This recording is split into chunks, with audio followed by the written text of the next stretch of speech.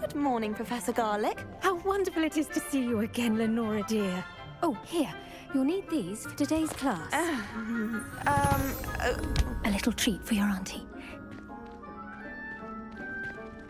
Ah, hello. Class, please welcome the newest rose in our garden. We do look forward to growing together. How thrilling it is to have everyone back together again. This year will be filled with enchantment and excitement, but the most important thing cultivated in herbology is knowledge. The prudent herbologist is no more afraid of the venomous tentacula than the bouncing bulb. Now then, today we will be acquainting ourselves with the mellifluous tuber known as the mandrake root.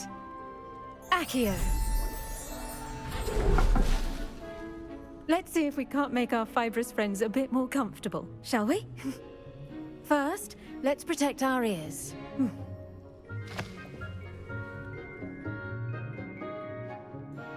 Now, everyone, grip their mandrake by the tendrils and give it a firm tug.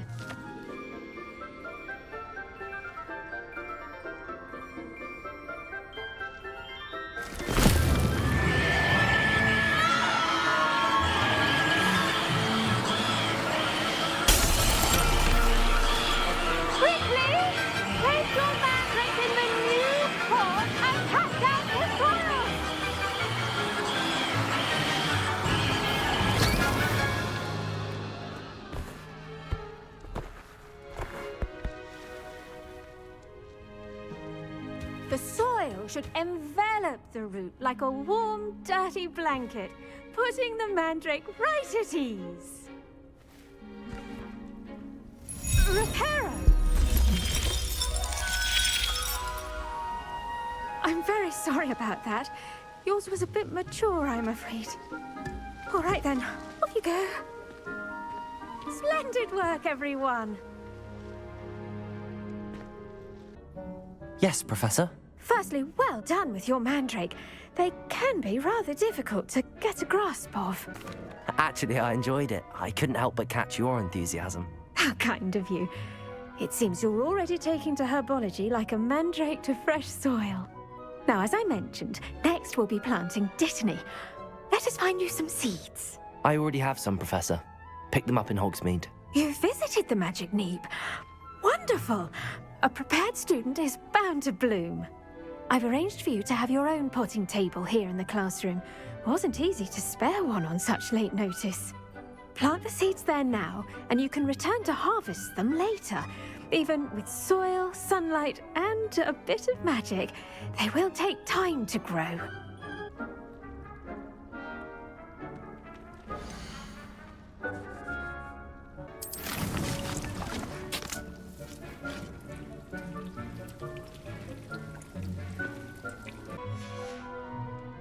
Done! Once it can be harvested, your dittany will be ready to use in Wigenweld potion. I'll let Professor Sharp tell you about that. Now, what say we branch out? Introduce you to a different sort of flora, the Chinese chomping cabbage. You'll find that some plants are better suited to uses outside of a cauldron. The cabbages do get testy without something to chew. Fortunately, I have a dummy for them to gnaw on. Be a dear and let them have a good chomping. Yes, Professor. They're in the other greenhouse. It's just at the end of the footbridge leading out of this room. Your classmate, Mr. Pruitt, has kindly offered to accompany you. Come back and see me when you're finished. Oh, and mind your fingers. They do bite.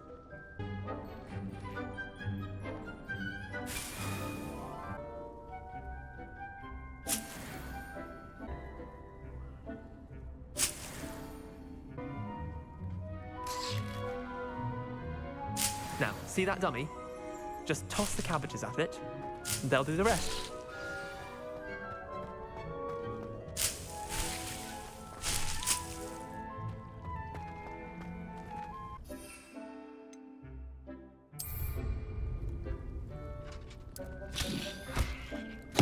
Look at that! They'll chomp on anything they can get their mouths on. Mum planted some in her garden last year to keep the gnomes out. Did save her the de-gnoming, but they left her honking daffodils in tatters. Vicious little bastards, aren't they? My kind of plants. Not like stupid booba tubers and bouncing bulbs. The kind of plants that'd have your back in a fight. Not saying you can't go it alone, but, well, imagine that wasn't a dummy. I suppose they could prove useful outside of the greenhouse. Nothing wrong with a bit of backup, even if it is from a cabbage. It's chaos out there. Trolls in Hogsmeade and such. You can't be above throwing a cruciferous vegetable if necessary. Dogweed and deathcap has more of them, if you're keen. Other plants too. Ones your parents wouldn't plant in the garden. You get the idea. Anyway, we probably ought to head back to class. I tended to the Chinese chomping cabbages, Professor. Remarkable plants, aren't they? I hope they weren't too much trouble. Oh, don't see any bite marks or missing digits. And good, as you do seem to be quite green-fingered. Oh, I'm eager to see your skill in the soil continue to blossom. Magical plants have so much to offer. I'm eager to learn more. I'm glad. Herbology is a bounteous subject. Tend to your garden, and it will tend to you. Huh. Well, I suppose that's everything. Do come by for a chat sometime. I so enjoy checking in with my new students.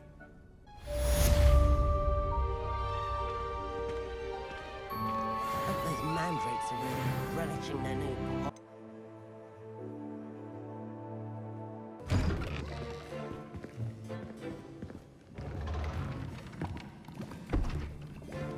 Potions is one of the most challenging and hazardous subjects taught at this school. As fifth years, you will be required to reach new heights of both discipline and intellect. You will begin this term by brewing a Wigan-Weld potion. Mr. Takar, can you tell us why this particular potion might come in handy? Yes, Professor Sharp. The Wigenweld potion can be used to sterilize and even heal a variety of injuries. It can heal some injuries, but not all. Points for Ravenclaw. Before today's class is completed, each of you will have brewed a Wigenweld potion of your own. You never know when you might need it. Please begin.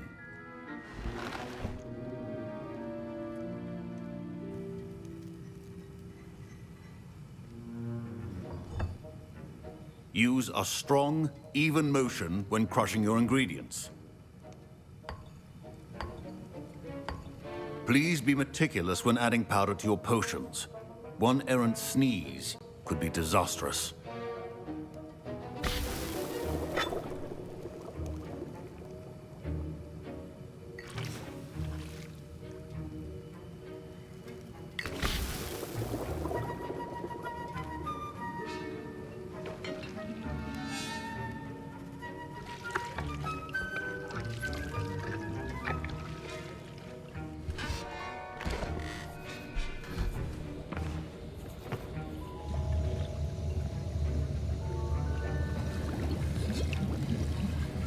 I see most of you have not forgotten how to stir.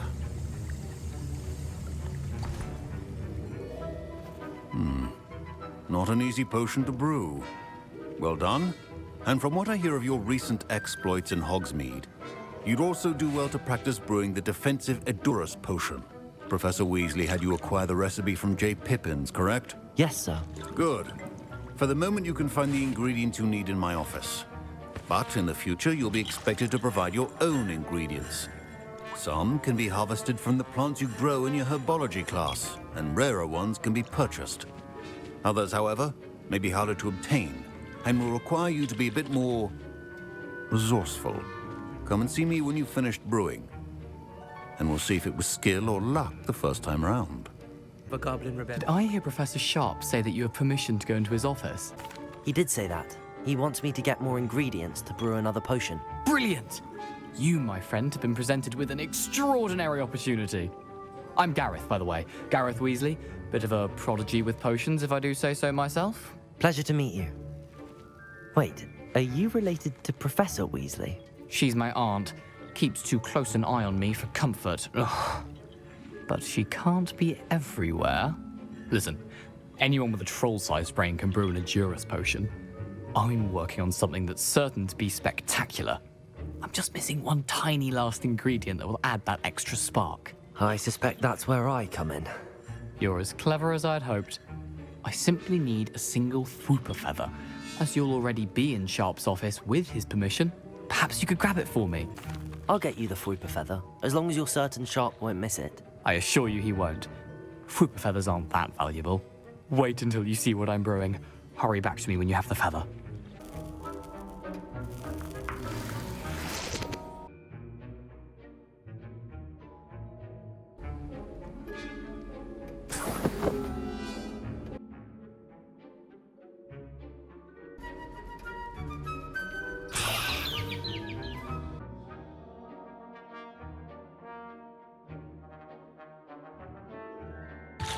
Here's the Fwooper feather you wanted. Brilliant! Thank you! This is going to take a moment to brew. You should get back to brewing your Endurus potion, and I'll tell you when this concoction's finished.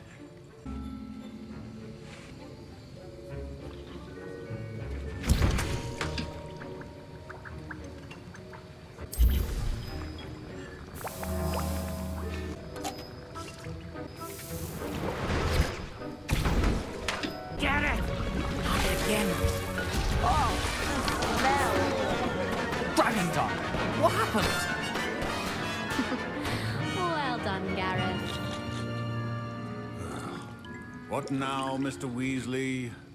Sorry, Professor. That'll be points from Gryffindor. Again. Mr. Weasley did not do this on his own. His accomplice will answer to me as well. As such, I brewed an Edurus potion as you asked, Professor. I'm surprised you had the time. You seemed rather busy helping Mr. Weasley brew chaos. I'm sorry, Professor. I was merely trying to help a friend. Taking responsibility for one's actions does go a long way with me. I shall assume that you've learnt a lesson. As for the work you did today at your own cauldron, I will say you've done well. I confess I was skeptical, given the advanced nature of this class and the fact you're a new student. I'm glad I was able to meet your expectations. A rare occurrence. And you do well to remember that you're not a potions master quite yet. In addition to having a solid grasp of how to combine various ingredients, you should gain an understanding of the ingredients themselves. Pay particular attention in herbology. The plants you nurture there are often essential to the potions you brew here. Now, I recommend that you find a safe location in which to practice brewing. You cannot leave a hot cauldron simply anywhere. That'll be all.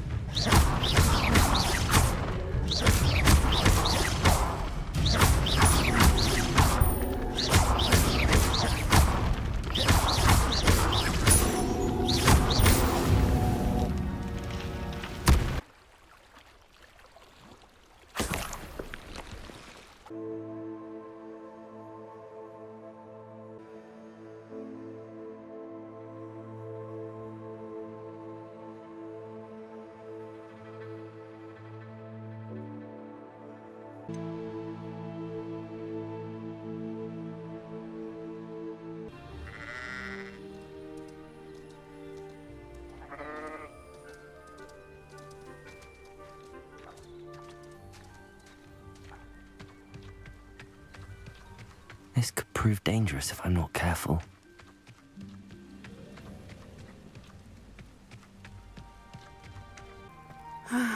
It is good to see you, my friend. Hello, Natty. How are you? I hope you've recovered from our rather eventful trip to Hogsmeade. I am well, but I have been worried about you, my friend. With Ranrock and Rookwood and Harlow after you? I'm all right at the moment. We did not speak about it at the time, but I am hoping now you might tell me why they were looking for you. They want something that Professor Fig and I found at Gringotts. When were you at Gringotts? Just before we came to Hogwarts. In fact, it's why I was late to the sorting ceremony. A portkey brought us there after the dragon attacked our carriage. What on earth? There's one more thing. It's a bit odd, if I'm honest. Professor Fig says I have a rare connection to a powerful form of ancient magic. Is that the magic you used fighting the trolls in Hogsmeade? I think so. I'm still learning, but I can see traces of it, and I've cast magic I can't otherwise explain. I know that's a lot to absorb. It is. And I will have more questions. For now, it is safe to say that Rookwood and Harlow are a threat to both of us, to all of us. Which is why I wanted to speak to you. I realized something that day in Hogsmeade. You displayed such courage fighting that troll, and Serona wasn't intimidated one bit by Rookwood and Harlow. Both of you have inspired me to take a stand of my own. What sort of stand? Men like Rookwood and Harlow are the reason my mother and I left Matabeleland. I am not going to sit by and watch them destroy my new home. Good. Rookwood and Harlow are a dangerous pair. And the fact that they're working with Ranrock, well... All the more reason they must be stopped. Rumor has it that Theophilus Harlow runs Rookwood's day-to-day operations. Taking him down would cripple Rookwood's entire enterprise. That may be true, but shouldn't Officer Singer handle someone like Harlow? I spoke with her. She was polite, but perhaps understandably would not discuss details with a student. I overheard some of Rookwood's lot talking about a massive poaching operation that Harlow is planning. I was thinking that we could investigate a bit, try to get the evidence that Officer Singer needs. All right, but how? I am going to watch and listen, find out precisely what Harlow is up to. I shall reach out when I know more. In the meantime, remember, I am here if you need me. Thank you, Natty.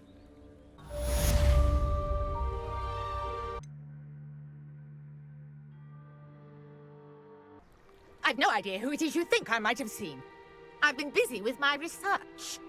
I do not have time to... Victor Rookwood don't give a doxy's nip back your time. Oi! Speak of the devil. Mr. Rookwood would like a word with you. A student? You can't be... Enough out of you. Leave her alone. Stupefy! Now you've done it. Potato! Used to be... I'll watch the light go out of your eyes. Potato! We can hold them off! I'm not going anywhere with you. You'll take this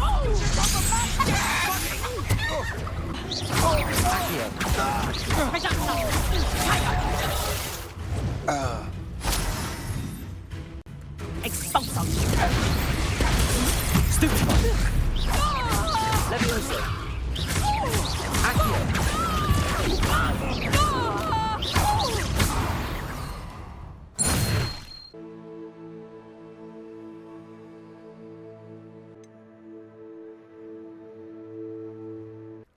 Are you all right? I am, thanks in no small part to your excellent defensive skills. Care to tell me why two Ashwinders were ready to dispatch me to get to you? Ashwinders? Victor Rookwood's thieves and extortionists, his little cronies. They seemed quite keen on you. It's a long story, but thank you for your help. Well, you've avoided them for the moment. Priya warned me things were getting dangerous. Best get moving on my research before they return. You mentioned someone named Priya. Yes, my wife. She's the one who piqued my interest in Merlin. Gave me a book when we were students at Hogwarts. Typical hard-working Hufflepuff. Brilliant potioneer. Has her own shop in Knockturn Alley. She's a travelling vendor. Hears what's going on in the Highlands before I do. You're a researcher? Nora Treadwell at your service, historian and archaeologist specializing in Merlin's work and life. Merlin? Of the legend of King Arthur? The very same. Merlin attended Hogwarts, you know, and I'm studying some curious fixtures he left here centuries ago. Fixtures? These vine-covered pillars, dozens of them, all around the area. I've taken to calling them the Trials of Merlin. I believe he created them as a diversion for his fellow Slytherins. He was terribly fond of puzzles and enigmas. I can see why you're so interested in Merlin. I'd be keen to know more about the trials. Well then, I'll let you in on a little secret. No one has yet managed to figure out how they work. But I believe I have just unlocked a crucial clue. I suspect that mallowsweet is an important component in getting the trials to work. Mallowsweet? Versatile herb. Merlin repeatedly mentioned it in his writings. I had just arrived to test my theory when I was so rudely interrupted. You see, each swirl in Merlin's writing has a symbol in the centre. That started me thinking, what if... The mallowsweet is meant to be placed at the centre of the symbols. Precisely. Would you care to do the honours? We can see what comes of our little hypothesis. I have the mallowsweet.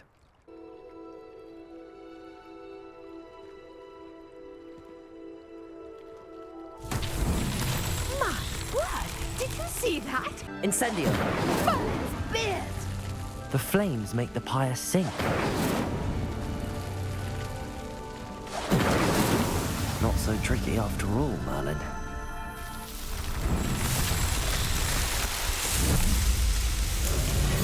Merlin's beard! How beautiful! I take it we can call that a success? We can indeed. However, I now have even more questions. How does it work? I must review my notes. I may have missed something. Are all of the trials like this one? Oh, not precisely. Well, I think each has those telltale vines and the swirl on the ground. You should feel free to solve them as you come across them. I believe I have what I need to continue my research. My guess is that each will also require mallowsweet, which you can find in Hogsmeade should you need more. I really must be off. Such a pleasure to meet you.